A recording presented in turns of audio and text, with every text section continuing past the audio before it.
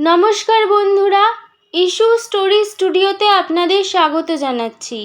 আপনাদের সামনে আমি উপস্থাপন করছি বিখ্যাত লেখক অচিন্ত্য কুমার সেনগুপ্তের লেখা ভূতের বেগার নামক অসাধারণ গা ছমছমে ভৌতিক গল্পটির দ্বিতীয় পর্ব। তো চলুন বন্ধুরা, এবার শুরু করা যাক। শনিবার, তাই অমাবস্যা। পাঁচুবাবু যথাসময়েই তৈরি হয়ে এসে আমাদের ডাকলেন। আমরা তৈরিই ছিলুম, অতএব সঙ্গে সঙ্গেই বেরিয়ে পড়লাম। পাঁচুবাবু বললেন বেশি দূরে নয়, রিক্সা করেই যাব। আমি একটা নিচ্ছি, আপনারা আর একটা রিক্সা নিয়ে আমায় ফলো করুন। টেগর হিলের পাশেই আমাদের গুরুদেবের আস্তানা। পত্রনবিশ অবশ্য চুপ করেই রইল। প্রায় 5টার সময় আমরা পাঁচুবাবুর গুরুদেবের আস্তানায় পৌঁছে গেলুম। পাহাড়ের কোল ঘেঁষেই মন্দির সহ বাড়িখানা। বাইরের থেকে অবশ্য ভয় পাওয়ার মতো কিছু নয়। আমি পত্রনবিশকে অবশ্য বলেছি, একদম চুপ করে থাকিস তুই। এসব তান্ত্রিক সাধুকে নিয়ে ঠাট্টা তামাশা করা ঠিক নয়। শুনেছি এরা ভালো করতে না পারুক, খারাপ করতে পারে বেশি। আমি নিজেই জানি, এক তান্ত্রিক একটি ছেলেকে পাগল বানিয়ে দিয়েছিল। আমার কথা শুনে পত্রনবিশ একেবারে গুম হয়ে গেল। মন্দিরের দরজা বন্ধ, তবু মন্দিরের অঙ্গনে মাথা ঠেকিয়ে প্রণাম পর্ব সারলুম। জানি না তো, মন্দিরের দেবী হয়তো বা মা ছিন্নমস্তায়, মাথা ঠেকিয়ে রাখা ভালো। পাঁচুবাবু এখানকার অনেকেরই পরিচিত। উনি আমাদের হলঘরে নিয়ে গিয়ে বসালেন। বাইরে বেশ কয়েকখানা বিভিন্ন মডেলের গাড়ি দাঁড়িয়েছিল। সেই সকল গাড়ি বিহারীরাও কার্পেটের একপাশে বসে। বুঝতে পারলুম এরাও সকলেই গুরুদেবের দর্শনার্থী। এরা অনেকেই পাঁচুগোপাল বাবুর পরিচিত। কেউ কেউ তাই বললেন, আরে পাঁচুবাবু যে, কেমন আছেন? গুরুদেবের দয়ায় ভালোই আছি। সঙ্গে সঙ্গে মিলিত কণ্ঠে ধ্বনি উঠল, জয় গুরু, জয় গুরু। পাঁচুগোপাল বাবু আমাদের ফিসফিসিয়ে বললেন, নানা সমস্যা নিয়ে বহু গণ্যমান্য লোক গুরুদেবের সঙ্গে দেখা করতে আসেন, এমনকি মন্ত্রীরাও।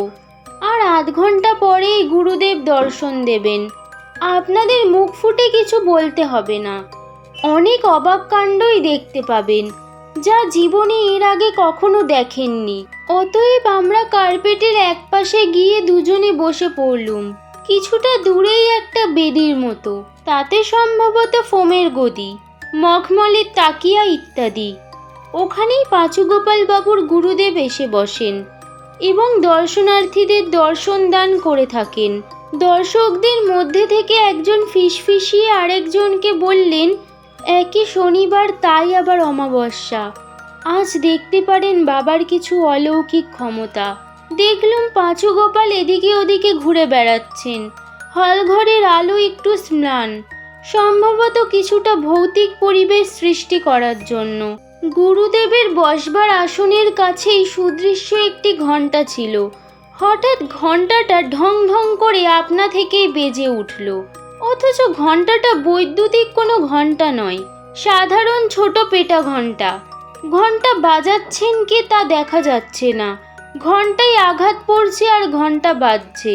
পাঁচুবাবু আমাদের পাশে এসে বললেন, বাবার কোনো ভূত চালায় ঘণ্টা পেটাচ্ছেন বুঝলেন? পত্রনবিশ মিহি সুরে বলল, তাই তো দেখছি।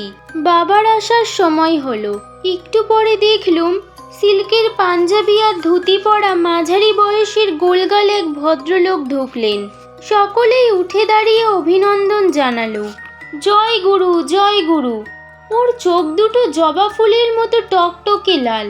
উনি টলতে টলতে কোনো রকমে আসনে বসে পড়লেন। সবাই নমস্কার করল। উনি হাত তুলে সকলকেই আশীর্বাদ করলেন।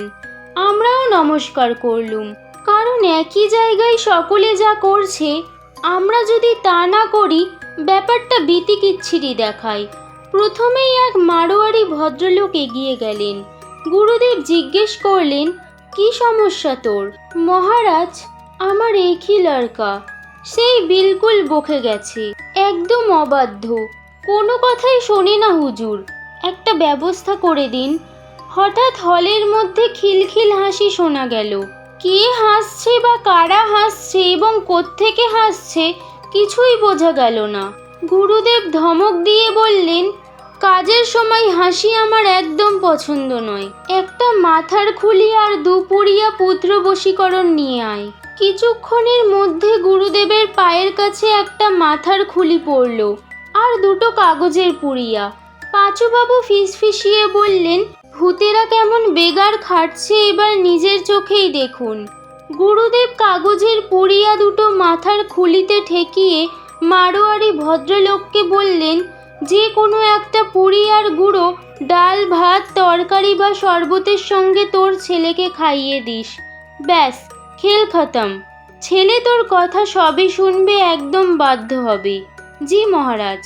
ভদ্রলোক 100 টাকার একটা বান্ডিল রেখে নমস্কার করে চলে গেলেন। গুরুদেব বললেন, টাকা মাটি, মাটি টাকা। এই কেউ এসে এটা নিয়ে গিয়ে হাসপাতাল ফান্ডের সিন্ধুকে রেখে দে। নিমেষের মধ্যে টাকার বান্ডিল উধাও হয়ে গেল। পাঁচুগোপাল বাবু ফিসফিসিয়ে বললেন, আর এক ভূত চাকর নিয়ে গেল। তারপর এক বিহারি ব্যবসায়ী ভদ্রলোক গুরুদেবের দিকে এগিয়ে গেলেন। কি ব্যাপার, তোর কি খবর? আমার এক শত্রু আমাকে খুব নাজেহাল করছে। আমি কি করব? মহারাজ ওকে পাগল বানিয়ে দিন, নইলে আমি ধনে প্রাণে মারা যাব। আসল কথা বল, আপনার কাছে ঝুটা বলবো না। দুজনে একসঙ্গে ব্যবসা করতুম। আমি 10 লাখ টাকা গায়েব করে এখানে এসে নতুন ব্যবসা ফেলেছি, নতুন নামে। সব বুঝেছি। তবে আমার শরণ যখন নিয়েছিস, কোনো ভয় নেই। তোর শত্রু পাগলা হয়ে যাবে। জি মহারাজ, তবে খরচ একটু বেশি পড়বে। ওর জন্য ভাবনা নেই মহারাজ। এই কে আছিস? একটা বাদরের হার নিয়ে আয়। হাতের হার 1 জোড়া চাই, এক্ষুনি চাই। এবার দূর থেকে অট্টহাস্য শোনা গেল। হা হা হা। কিছুক্ষণের পর 1 জোড়া বাদরের হাতের কঙ্কাল এসে পড়ল গুরুদেবের সামনে। পাঁচুবাবু বললেন, দেখলেন আমার গুরুদেবের বিভূতি? হঠাৎ সেই হাড় জোড়া নড়ে উঠল। এমনকি গুরুদেবও সেদিকে ভয়ে ভয়ে তাকালেন। চিৎকার করে উঠে বললেন, নড়ছে কেন, নড়ছে কেন? অমনি দুম করে লোডশেডিং হয়ে গেল। একই শনিবার, তাই অমাবস্যা। ঘরের ভেতর লোডশেডিং, কাউকে দেখা যাচ্ছে না। সবাই আমরা যেমন বসেছিলাম তেমনই চুপচাপ বসে রইলাম, কারো মুখে কোনো কথা নেই। পাঁচুগোপাল সরকার বললেন, কেউ দয়া করে দেশলাইয়ের কাঠিও জ্বালাবেন না, যা করার গুরুজিই করবেন। জয় গুরু, জয় গুরু। অন্য সকলেই পাঁচুগোপালের সঙ্গে গলা মিলিয়ে বলতে লাগলো, জয় গুরু, জয় গুরু। এমনকি পত্রন বিশ্ব ভয়ে কাঁপতে কাঁপতে বলতে লাগলো, জয় গুরু, জয় গুরু। একটু পরে সারা হলঘরটায় যেন ভূমিকম্পের মতো কেঁপে উঠল। সেই সঙ্গে গুরুদেবের আসনের ওদিক থেকে শোনা গেল আর্ত চিৎকার। আহ আহ। কম্পন থেমে গেল। আর্ত চিৎকারও, কিন্তু তবু কারো মুখে কোনো কথা নেই। যাকে বলে একেবারে পিন ড্রপ সাইলেন্স, অর্থাৎ মেঝেতে একটা পিন পড়লেও শব্দ পাওয়া যাবে। পাঁচুগোপাল সরকার ফিসফিসিয়ে বললেন, আলো না জ্বালা পর্যন্ত কেউ কোথাও নড়বেন না। কি জানি গুরুজির মনে আজ কি আছে। দুম করে হঠাৎই আলো জ্বলল। আলো জ্বলতেই সেই ভয়ানক দৃশ্যটা আমরা দেখতে পেলুম, যা আমরা কখনো দেখব বলে কল্পনাও করিনি। গুরুদেবের আসনে গুরুদেব কাত হয়ে রয়েছেন, তার গলা সহ মাথা আসনের বাইরে রয়েছে, আর বাদরের হাতে সেই কঙ্কাল গুরুদেবের গলা চেপে রয়েছে। গুরুদেবের চোখ বিস্ফারিত, জিভ বেরিয়ে পড়েছে, এবং বলা বাহুল্য তার দেহে প্রাণ নেই। দর্শনার্থীর মধ্যে রাঁচির একজন নামকরা ডাক্তার ছিলেন। তিনি গুরুদেবের দেহ পরীক্ষা করে বললেন, হি ইজ ডেড। আপনাদের মধ্যে কেউ গিয়ে পুলিশে খবর দিন। পাঁচুগোপাল সরকার ডুকরে কেঁদে উঠলেন। সাপের ওঝাদের যেমন সাপের হাতেই প্রাণ যাওয়ার সম্ভাবনা, যারা ভূতদের দিয়ে বেগার খাটান সম্ভবত তাদেরও ভূতের হাতেই মারা যাওয়ার সম্ভাবনা, সে কথাই প্রমাণ করল। এখানেই শেষ হলো গল্পটির দ্বিতীয় বা শেষ পর্ব। গল্পটির দ্বিতীয় বা শেষ পর্ব ভালো লেগে থাকলে লাইক এবং শেয়ার করুন। এরকম আরও অনেক গা ছমছমে ভৌতিক গল্প শুনতে হলে চ্যানেলটিকে সাবস্ক্রাইব করুন এবং নিজের মতামত কমেন্ট সেকশনে জানাতে ভুলবেন না।